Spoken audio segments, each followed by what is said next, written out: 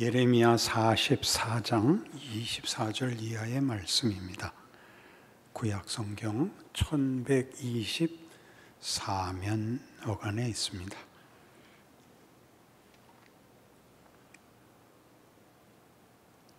구약성경 예레미야 44장 24절부터 제가 읽겠습니다.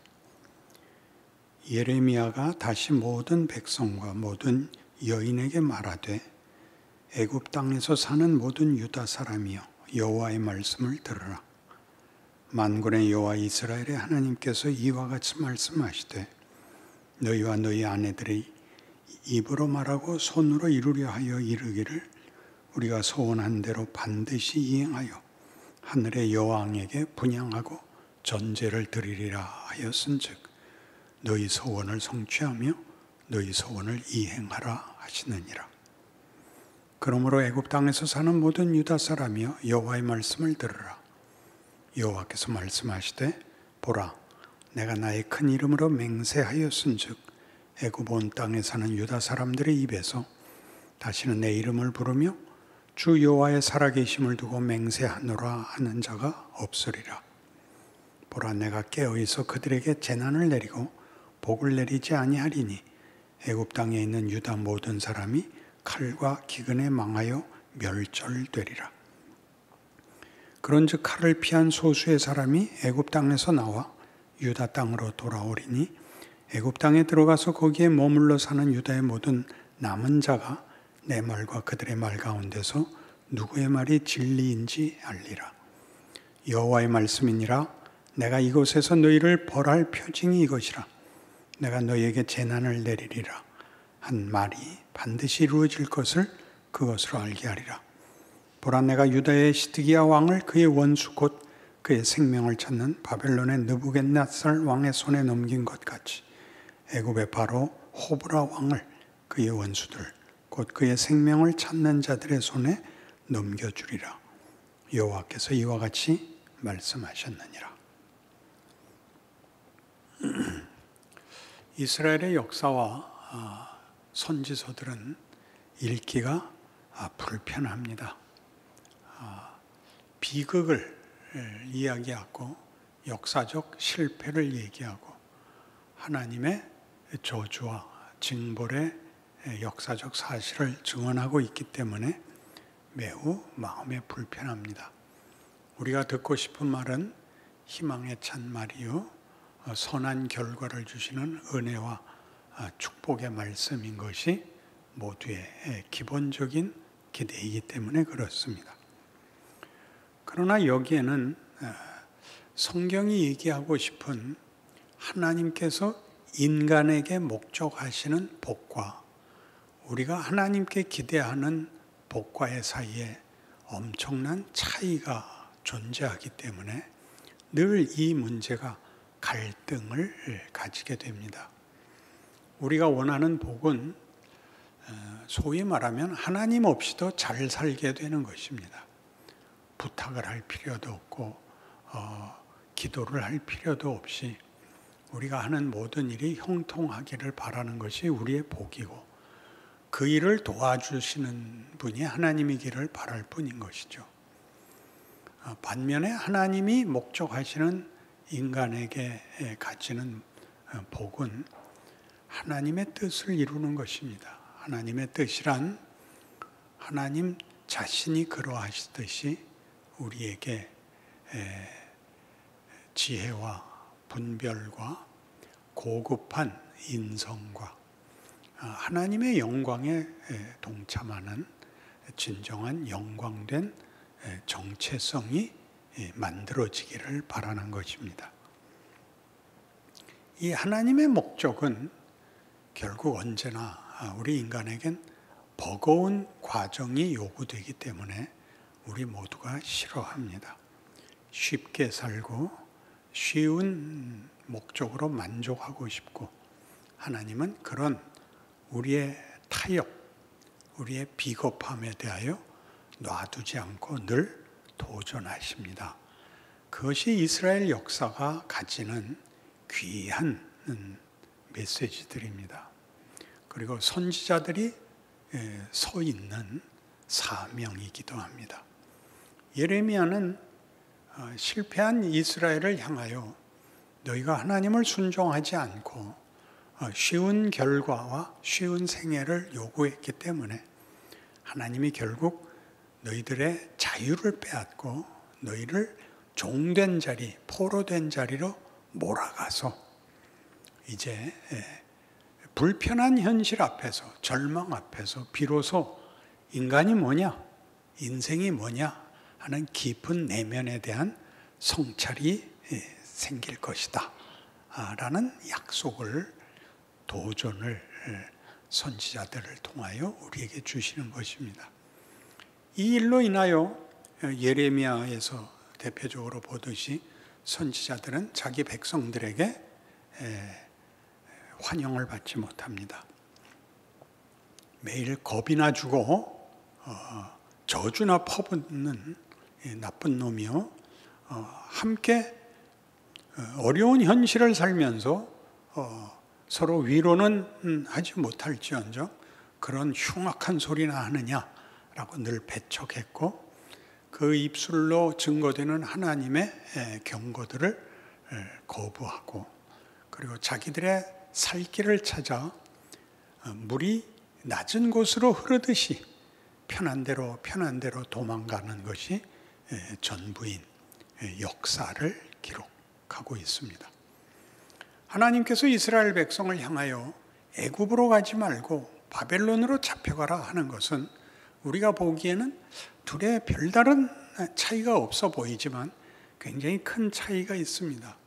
애굽으로 가는 것은 대부분 귀족들로 이루어졌던 왕의 측근들, 고위 관리들이 유다와 호의적이었던 애굽으로 도망가 말년을, 나라는 잃었어도 개인적으로는 말년을 편안하게 살기 위하여 생각한 피난처고, 바벨론이라는 것은 이제 모두가 지위, 여하, 고위 간의 지위를 물을 것 없이 동일한 피난민으로, 포로로 살아야 되는 고달픈 자리였으니까 고급한 관리들은 다 애굽으로 피난을 가고, 그리고 괘씸히 여겼던 예레미야마저 잡아갖고 가는 것입니다.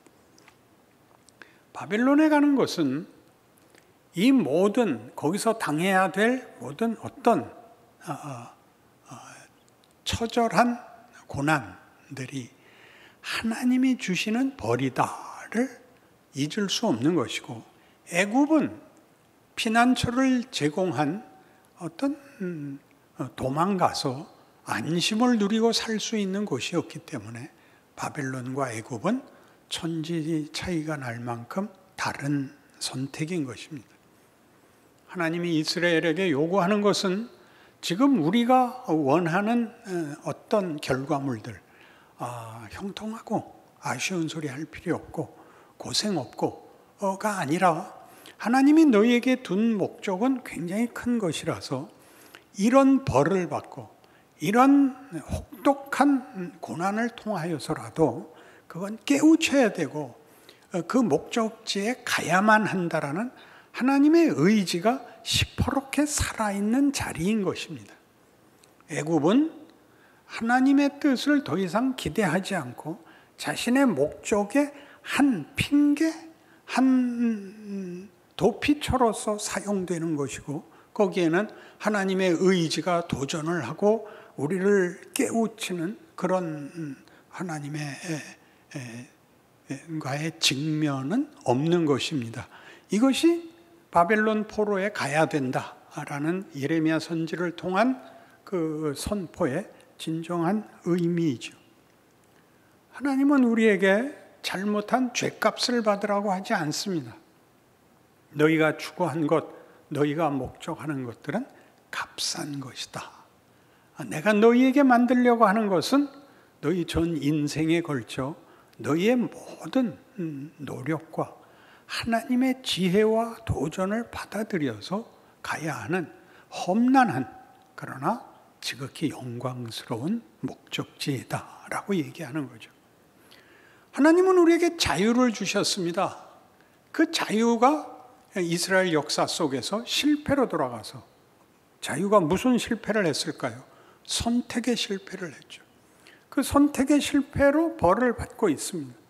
쉽게 생각하면 하나님이 선택의 자유를 주지 말고 하나님의 뜻대로 우리를 끌고 가서 이 험한 꼴을 당하지 않게 하실 수 없나요? 라는 질문이 나오지만, 진정한 영광에는 자유와 지혜로운 고급한 선택의 책임이 없이는 이 영광의 자리는 갈 수 없다는 것입니다. 우리가 잘 아는 대로 예수님께서 이 땅에 오신 성육신의 사건은 아버지의 기쁜 뜻이었으며 예수님의 순종이었습니다. 그것은 강요받은 자리가 아니라 성자 하나님께서 아버지의 기쁘심에 동참한 당신의 순종의 자리여서, 그는 성육신의 모든 어려운 일들을 하나님의 영광, 아버지의 기쁨으로 이해하곤 했습니다. 그것이 바로 우리에게 요구되고 있는 것이죠. 우리는 자유를 가지면 내 마음대로 해도 되는 것 아니냐라고 생각하고 있지, 이 자유가 고급한 선택, 그 선택을 통해서만 갈 수 있는 영광의 자리로 가는 유일한 길이다라는 것을 깨닫는 데는 구약 역사 내내의 실패와 모든 선지자들을 통하여 지적한 것과 같은 그 실패를 우리의 인생과 현실에서 우리가 겪고 있습니다. 그리고 예수님께서 오셔서야 이 문제는 정답을 찾게 되고 우리도 정답에 도달할 수 있는 은혜를 입게 되는 것이죠. 자유는 우리에게 선택할 권리를 주고, 우리는 모든 선택이 조급함, 혼란, 불안, 위협 속에서 해야 됩니다. 우리가 하는 선택은 서두에 그렇게 강조한 것과 같이, 그러니까 이 고난을 면하는 데 집중되고 있지, 우리에게 닥치고 있는 도전들이 무슨 시험인가를 꿰뚫어 보는 그런 분별과 그런 안목은 없습니다. 그런 것들은 우리가 이 많은 시행착오를 통해서야 비로소 얻게 되는 것이죠. 여러분 생각해 보십시오. 모든 인류, 모든 사회에 이 격언이 있습니다. 옛말이 틀린 게 없지 라는 말입니다. 살아본 사람들의 지혜지요, 경험이지요. 살아봐야 합니다. 자살이 부정적으로 정의되는 가장 큰 이유는 죽고 싶으면 그때 죽어버리면 안 됩니다. 천수를 누려야 됩니다. 왜요? 그 후 지금 죽을 것 같은 것이 무엇을 만들어내는지를 볼 시간을 가져야 됩니다. 그러기 위해서는 우리는 사실 은혜가 필요합니다. 이 자유가 우리에게 주어지면서 모든 책임을 우리에게만 넘겨줬다면 20살 넘기기 힘들 겁니다. 하나님이 이 자유를 우리가 제대로 사용할 수 있을 때까지 우리를 계속 은혜 속에서 붙들어 주시기 때문에, 어쨌든 우리는 죽을 것 같은 여러 번의 시간들을 넘어서서 기어코 하나님의 은혜, 하나님의 영광의 자리에 도달하게 되는 것이라고 얘기할 수 있습니다. 그 과정은 이스라엘 역사에서 보는 것 같이 이렇게 혹독한 멸망입니다. 이스라엘은 이때 멸망해서 그리고는 부흥하지 못합니다. 예수님이 오시는 그때까지도 그들은 온전한 국가를 만들지 못하고 다윗 왕권은 회복되지 못합니다. 그리고 예수님이 오시자 그 예수님이 누군지 알아보지 못하고 그를 죽이고, 그리고 그 나라는 멸망하여 지난 2000년 동안 세계 곳곳에 흩어져 나그네 인생을 살아야 했고, 나그네 정도가 아니라 어느 곳에서나 핍박받는 족속으로 살아야 했습니다. 그런 일들이 우리에게 일어나고 있고, 하나님이 이 일을, 우리의 피눈물을 감수하시면서 하나님이 이 일을 지속하고 있다고, 고집을 부리고 있다고 성경이 증언하는 거죠. 예레미야는 여기까지 붙잡혀가서 죽습니다. 이것이 선지자의 소명입니다. 그는 억울하지 않는가? 그의 생에 하루도 편할 날이 없이 모든 사람들이 원하는 말과 반대의 말을 말해야 됐던, 하나님이 히스기야 때에 했던 것 같이 바벨론을 무찌르고 나라를 구할 것이라. 그걸 너희는 속지 말라. 너희는 이것이 여호와의 전이라 여호와의 전이라 외치지 말라. 하나님은 너희의 행한 대로 갚을 것이지 너희가 원하는 기대대로 갚지 않을 것이다 라는 말을 해야 됐던 선지자의 운명. 그는 매국노로 매도되고, 그리고 감옥에 갇히고, 그리고 끝에 가서 나라가 망하자 그를 미워했던 모든 사람들 손에 붙잡혀 애굽으로 붙잡혀가서 거기서도 지금 미운 소리 하는 겁니다. 그들은 거기서 뭐라고 바보 같은 소리를 하느냐 하면, 우리가 1월 성신을 제대로 섬기지 않아서 이 벌이 내렸다. 1월 성신을 제대로 섬길 때는 이 일이 없었다. 이렇게 말합니다.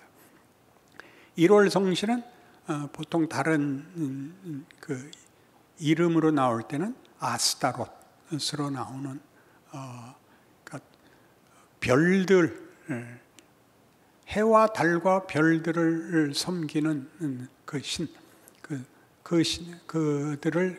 그것들을 신으로 부르는 이름입니다. 그걸 왜 1월 성신이라 그러냐면 해의 신이기도 하고 달의 신이기도 하고 별들의 신이기도 합니다. 그러니까 기후를 관장하는 신이라는 뜻입니다. 생산, 농경업에 가장 필요했던 기후를 관장하는, 생산을 관장하는 신 아스타롯. 이 여신을 제대로 못 섬겨서 우리가 이 꼴을 당했다고 생각을 합니다. 자연이 가지는 모든 조건 속에 우리가 서 있고 자연의 질서 속에 있지만, 성경은 그 모든 것이 하나의 환경이고 모든 것의 주인은 하나님이다 이렇게 얘기하는 것입니다. 우리는 후대에서 사니까 왜 그때 그랬어? 라고 쉽게 심판할 수 있지만, 이스라엘 백성들이 하나님을 섬기지 않고 아스타롯을 섬기며 이런 자연 질서에 무릎을 꿇는 것은 우리에겐 현실입니다. 그러니까 이 현실을 넘어서서 하나님을 섬기는 것은 만만한 일이 아닙니다. 그건 형편이 도와주는 것이 아니라 의지적인 것일 수밖에 없고 분별에 속하는 것이고, 우리 기독교 용어로는 믿음에 속하는 것이 되는 것입니다. 그러니까 무한정으로 실패해야 됩니다.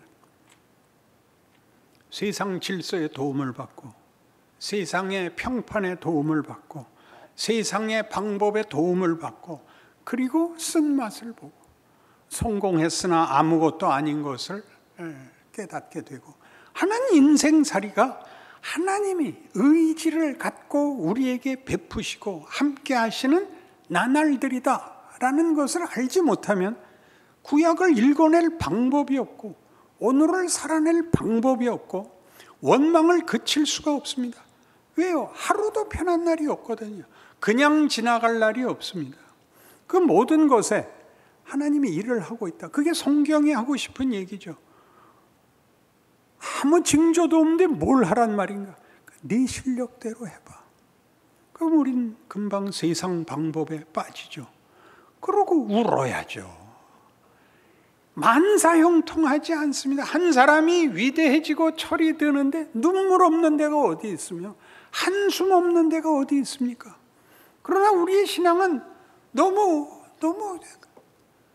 쉽게 순진해서 제대로 믿으면 고민할 필요가 없다라는 데까지 온 것 같습니다. 그렇지 않습니다. 믿음이 크면 도전도 더욱 큽니다.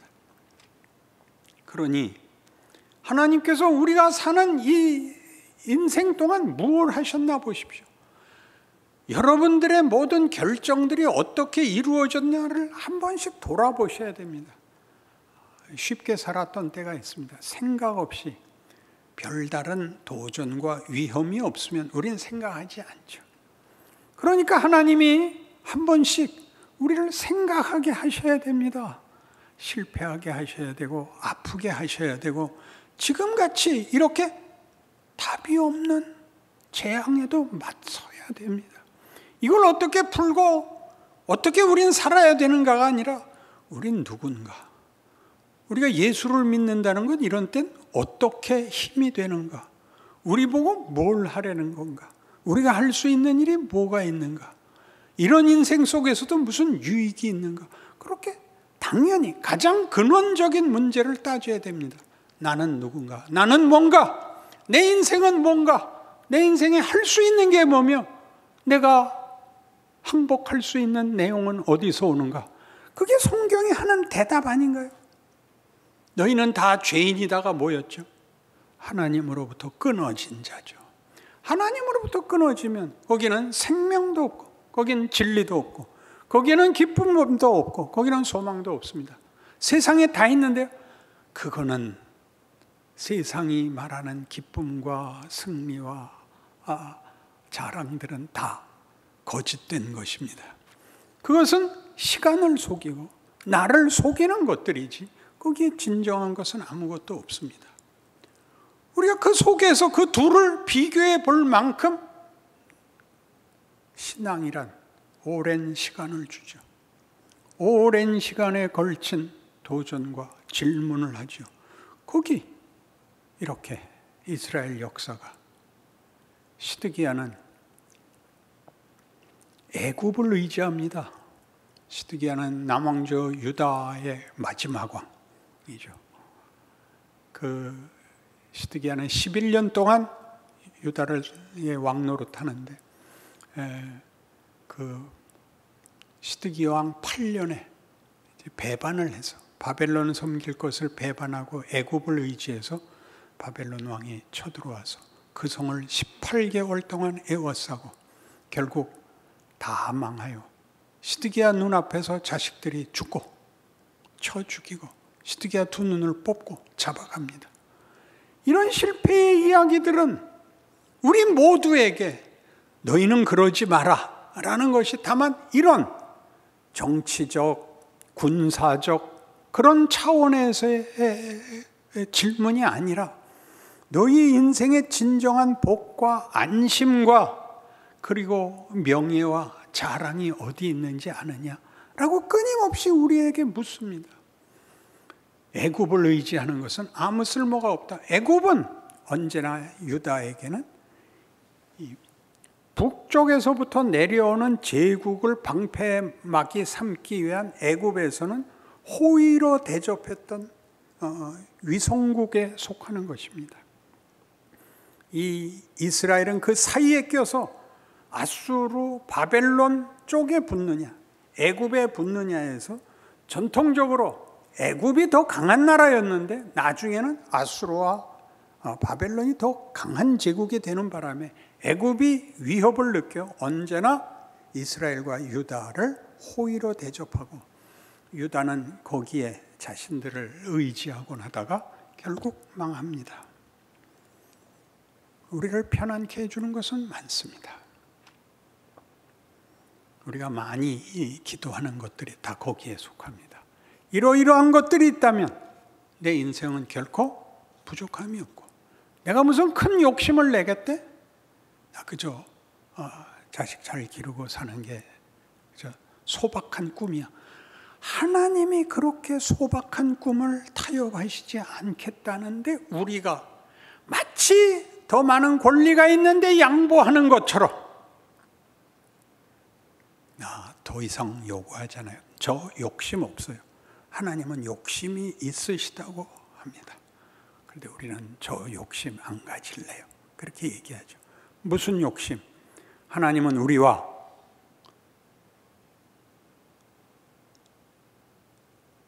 진정한 의미에서의 사랑과 신뢰를 나누자고 합니다. 엄청나죠. 그리고 이 세상을 다스리자고 합니다. 모든 예수 믿는 자에게 준 너무나 큰 약속이죠. 명예지요. 영광이죠.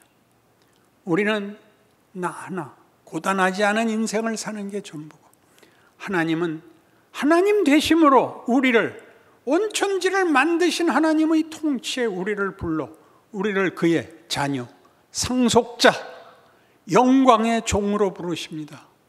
주께서는 그 일을 기꺼이, 기쁘게, 명예롭게 우리 모든 교회의 그 십자가를 달아 매듯이 그의 십자가에서 죽으시는 고통과 조롱과 그 참혹함을 최고의 영광으로 반전시키셨습니다. 그 권면이, 그 도전이 이렇게 이스라엘 역사에 이렇게 확연하게 남왕조 약 400년에 걸친 긴 세월을 통하여 증거되고 있습니다. 여러분, 고단한 현실입니다. 하나님이 이것으로 유익을 만든다고 선언하시고 약속하십니다. 여러분들이 고달프다고 생각하고 불편하다고 생각하는 모든 것들은 여러분들이 너무나 얄팍하고 값싼 복을 또는 영광을 상상하고 있기 때문입니다. 거기서 벗어나지 못한다면 여러분들에게 형통과 평안이 올지라도 여러분은 아무것도 아닐 것입니다. 지금 여러분의 삶을 귀한 시간으로 삼아 불변하시는 하나님, 지금 일하시는 하나님의, 나와 씨름하시는 하나님의 씨름 앞에 정직하게 대면하셔서 복된 여러분의 코로나 시대 뒤돌아볼 때마다 그때 나는 사람이 됐어, 그때 난 신앙이 컸어 라고 말할 수 없는 귀한 현실이 되기를 바랍니다. 기도하십시다. 하나님 아버지, 아버지의 일하심과 신실하심에 대하여 감사합니다. 우리를 도망가지 못하게 하시며 타협하지 못하게 하시는 하나님의 진실하심과 성실하심이 그저 늘 놀랍고 감사할 뿐입니다. 값싸고 비겁한 자리에서 자리를 털고 일어날 은혜와 믿음과 새로운 마음을 주시옵소서. 주의 말씀에 하나도 땅에 떨어질 수 없다는 사실과 같이 하나님의 백성들이 실패로 끝날 수 없다고 믿사오니 우리의 현실에 하나님의 임재와 하나님이 함께 하시는 성도들의 삶의 기적을 우리가 먼저 증언하고 큰 소리로 찬양하는 맨 앞줄에 선 성도들이 되게 하여 주시옵소서. 예수님 이름으로 기도합니다. 아멘.